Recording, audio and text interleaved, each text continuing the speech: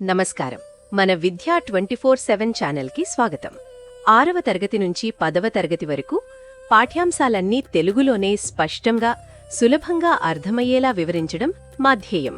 School పరీక్షలైనా, final assessments అయినా, SSC board పరీక్షలైనా మీ విజయాలకి కావాల్సిన పూర్తి మార్గదర్శకత ఇక్కడే లభిస్తుంది. ఇక ఈరోజు పాఠంలోకి వెళ్ళిపోదాం. అందరికీ నమస్కారం. ఈరోజు మనం 7వ తరగతి సైన్స్లో ఒక చాలా ముఖ్యమైన మనందరి జీవితాలకు సంబంధించిన టాపిక్ గురించి మాట్లాడుకుందాం. ఓకే, మరి ఈరోజు మనం ఏం నేర్చుకోబోతున్నామో ఓసారి చూద్దామా? ముందుగా నీరు మనకు ఎందుకంత విలువైనవో తెలుసుకుంటాం. ఆ తర్వాత మురుగునీటి సమస్య అంటే ఏంటో చూసి దాన్ని ఎలా శుభ్రం చేస్తారో కూడా చూద్దాం.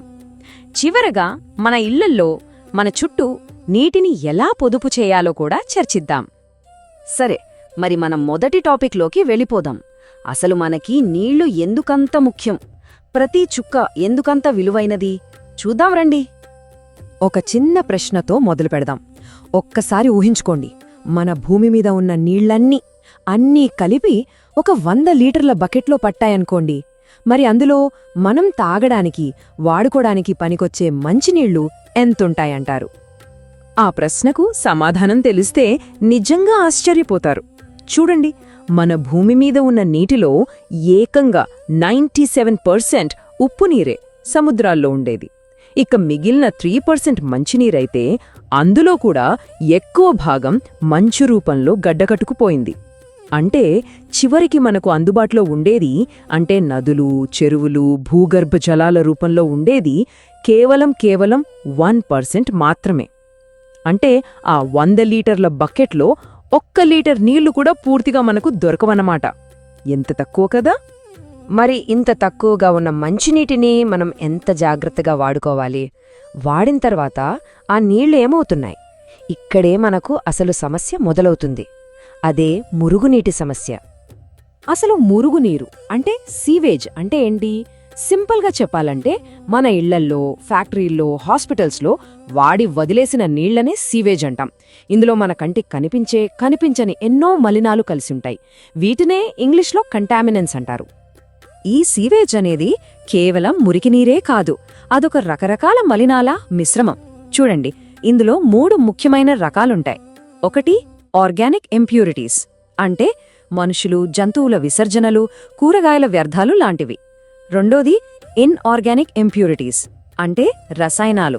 ఇక మూడోది మైక్రోబ్స్, అంటే మన కంటికి కనిపించని సూక్ష్మక్రిములు. ఇవన్నీ కలిస్తే నీళ్ళెంత ప్రమాదకరంగా మారతాయో కదా! అందుకే ఇలాంటి మురికి నీటిని ఏమాత్రం శుద్ధి చేయకుండా నేరుగా నదుల్లోకి, చెరువుల్లోకి వదిలేస్తే అది చాలా చాలా ప్రమాదం. కలరా, టైఫాయిడ్, డిసెంట్రీ లాంటి భయంకరమైన జబ్బులు వ్యాపించడానికి ఇదే ప్రధాన కారణం. సరే, సమస్య గురించి తెలుసుకున్నాం కదా, మరి దీనికి పరిష్కారం లేదా? ఉంది. అదే వేస్ట్ వాటర్ ట్రీట్మెంట్ ప్లాంట్. ఇక్కడ సైన్స్ని ఉపయోగించి ఈ మురికినీటిని మళ్లీ ఎలా శుభ్రం చేస్తారో ఇప్పుడు చూద్దాం. ఈ ట్రీట్మెంట్ ప్లాంట్లో నీటిని శుభ్రం చేయడానికి చాలా దశలుంటాయి. ముందుగా మొదటి 3 ఫిజికల్ స్టెప్స్ చూద్దాం. ఫస్ట్, బార్ స్క్రీన్స్ అనే పెద్ద జల్లెడల దగ్గరికి నీళ్లు వస్తాయి. ఇక్కడ ప్లాస్టిక్ కవర్లు, కర్రలు, గుడ్డ పీలికలు లాంటి పెద్ద చెత్తనంతా వేర్చేస్తారు. ఆ తర్వాత నీటి వేగాన్ని తగ్గిస్తారు. దీనివల్ల ఇసుక, చిన్న చిన్న రాళ్లు లాంటివి నెమ్మదిగా కిందికి సెటిల్ అయిపోతాయి. 3వ దశలో నీటిని క్లారిఫైయర్ అనే ఒక పెద్ద ట్యాంకులోకి పంపిస్తారు. ఇక్కడ మలం లాంటి ఘన వ్యర్థాలన్నీ అడుగుకి చేరిపోతాయి. దీన్నే స్లడ్జ్ అంటారన్నమాట. ఫిజికల్ క్లీనింగ్ అయ్యాక ఇప్పుడు బయోలాజికల్ క్లీనింగ్ మొదలవుతుంది. ఇక్కడ మనకు కొన్ని మంచి బ్యాక్టీరియాలు సహాయం చేస్తాయి. ముందుగా ఆ స్లడ్జ్ని కొన్ని యానరోబిక్ బ్యాక్టీరియాకి ఆహారంగా వేస్తారు. ఇవి ఆక్సిజన్ లేకుండానే ఆ స్లడ్జ్ని కుళ్ళింపజేసి బయోగ్యాస్ని తయారు చేస్తాయి. ఈ గ్యాస్ని మనం వంటకి కూడా వాడుకోవచ్చు. ఆ తర్వాత మిగిలిన నీటిలోకి గాలిని పంపిస్తారు. దీన్నే ఏరేషన్ అంటారు. దీనివల్ల ఏరోబిక్ బ్యాక్టీరియా పెరిగి నీటిలో మిగిలిపోయిన చిన్న చిన్న వ్యర్థాలను తినేస్తాయి. ఇక చివరగా శుభ్రపడిన నీటిని క్లోరిన్ లాంటి వాటితో డిస్ఇన్ఫెక్ట్ చేసి బయటకు పంపిస్తారు. ఆ మిగిలిన స్లడ్జ్ని ఎండబెడితే అది మంచి ఎరువుగా కూడా ఉపయోగపడుతుంది. చూశారా, వ్యర్థం నుంచి కూడా ఎంత ఉపయోగముందో! అయితే ఇంత పెద్ద ట్రీట్మెంట్ ప్లాంట్లు సిటీస్లో బాగానే పనిచేస్తాయి. మరి చిన్న ఊర్లలో, పల్లెటూర్లలో పరిస్థితి ఏంటి? అక్కడ మురుగునీటిని ఎలా మేనేజ్ చేస్తారు? దానికి కూడా కొన్ని మంచి పద్ధతులున్నాయి. వీటిలో ఒకటి సెప్టిక్ ట్యాంక్. ఇది చాలా ఇళ్లల్లో చూసే ఉంటారు. ప్రతి ఇంటికి లేదా కొన్ని ఇళ్లకు కలిపి ఒకటి కట్టుకుంటారు. ఇది కూడా ఒక మినీ ట్రీట్మెంట్ ప్లాంట్ లాంటిదే. మన రాష్ట్ర ప్రభుత్వం కూడా వీటి నిర్మాణానికి సాయం చేస్తోంది. ఇంకో ముఖ్యమైన విషయం, ఈ మురుగునీటిని తరలించే డ్రైనేజ్ వ్యవస్థ. మనకు రోడ్ల పక్కన కనిపించే ఓపెన్ డ్రైనేజ్లుంటాయి కదా, వాటి వల్ల ఎన్ని సమస్యలో, దుర్వాసన, దోమలు, జబ్బులు అన్ని వాటి వల్లే. అందుకే భూమి లోపల పైపుల ద్వారా వెళ్లే క్లోజ్డ్ డ్రైనేజ్ వ్యవస్థ ఎప్పుడూ మంచిది. అది పరిశుభ్రంగా, సురక్షితంగా ఉంటుంది. ఇదంతా ప్రభుత్వాలు, పెద్ద పెద్ద ప్లాంట్లు చేయాల్సిన పనులే అనుకుంటే పొరపాటే. నీటిని కాపాడే బాధ్యత మనందరిపైనా ఉంది. అది మన ఇంటి నుంచే మొదలవ్వాలి. చూడండి, మనం రోజూ చేసే పనుల్లోనే నీటిని పొదుపు చేయొచ్చు. ఉదాహరణకి బియ్యం, కూరగాయలు కడిగిన నీటిని పారేయకుండా మొక్కలకి పోయొచ్చు. టీ పొడి, అన్నం మెతుకులు లాంటివి సింక్లో పడేయకుండా చూసుకోవాలి. ఇంకా ముఖ్యంగా ఇంట్లో ఏ ట్యాప్ అయినా లీక్ అవుతుంటే దాన్ని వెంటనే రిపేర్ చేయించాలి. ఇలాంటి చిన్న చిన్న పనులే పెద్ద మార్పును తీసుకొస్తాయి. ఒక్కొక్కరుగా చేసే పనులు చాలా మంచివే, కానీ ఒక ఊరు మొత్తం, ఒక సమాజం మొత్తం ఒక్కటైతే వాళ్ళు అద్భుతాలే సృష్టించగలరు. అలాంటి ఒక నిజమైన కథ గురించి ఇప్పుడు తెలుసుకుందాం. 1993 కంటే ముందు మెదక్ జిల్లాలోని నల్లవల్లి అనే గ్రామంలో పరిస్థితి చాలా దారుణంగా ఉండేది. నీళ్లు లేక భూములన్నీ ఎండిపోయాయి. అప్పుడు ఆ ఊరి ప్రజలందరూ కలిసి ఒక నిర్ణయం తీసుకున్నారు. వానునీటిని ఒడిసి పట్టుకోవాలనుకున్నారు. వాళ్ల కృషికి ఫలితం ఏంటో తెలుసా? ఇదిగో చూడండి. వాళ్లందరూ కలిసికట్టుగా పనిచేసి వాళ్ల ఊరి చుట్టూ ఉన్న అడవిలో ఏకంగా 310.40 హెక్టార్ల భూమికి మళ్లీ ప్రాణం పోశారు.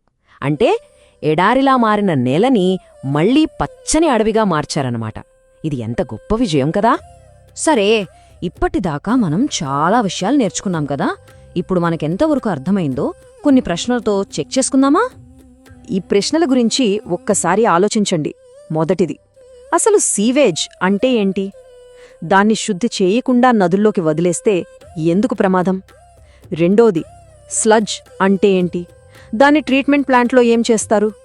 ఇక మూడవది, నీటిని శుభ్రం చేయడానికి వాడే ఏవైనా 2 రసాయనాల పేర్లు చెప్పగలరా? ఓకే, ఇప్పుడు ఈ పాఠంలో మనం నేర్చుకున్న ముఖ్యమైన పాయింట్స్ అన్నింటినీ ఒక్కసారి గుర్తు చేసుకుందాం.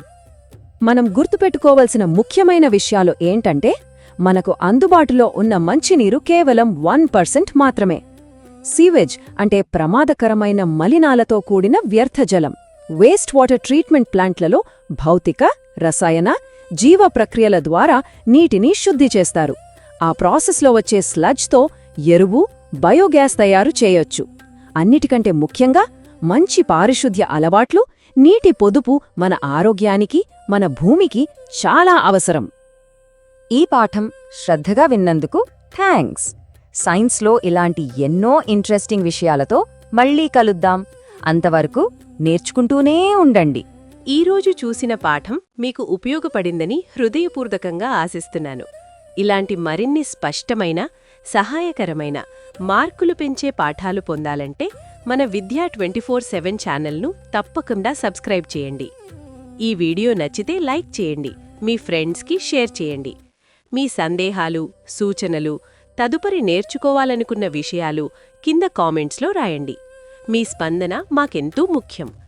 మీ ఒక్క లైక్, ఒక్క షేర్, ఒక్క కామెంట్ కూడా ఈ చదువు వెలుగును మరింత మంది విద్యార్థులకు చేరుస్తుంది. మాతో ఉండండి. మీ నేర్చుకునే ప్రయాణాన్ని ప్రతిరోజు మరింత బలంగా, మరింత స్పష్టంగా, మరింత ప్రభావవంతంగా మార్చుకుందాం. ధన్యవాదాలు.